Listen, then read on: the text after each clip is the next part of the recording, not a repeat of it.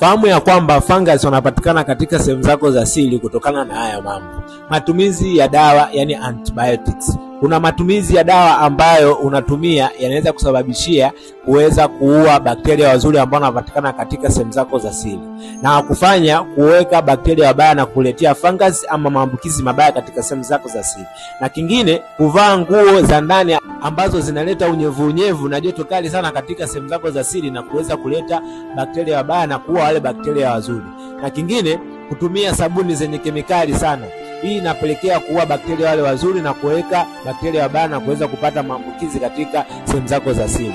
Na kitu kingine ni mabadiliko ya hormone. Endapo ukiwa na mabadiliko ya hormone, kupelekea kwa kiasi kikubwa sana kuua wale bakteria wazuri ambao wanapatikana katika sehemu zako za siri kutokana na ile hedhi ambayo unapata sio ya kawaida. Mwanamke, usichukulie poa ikiwa unapitia na hiyo hali. Usisahau kuchukua namba yangu ili niweze kukusaidia.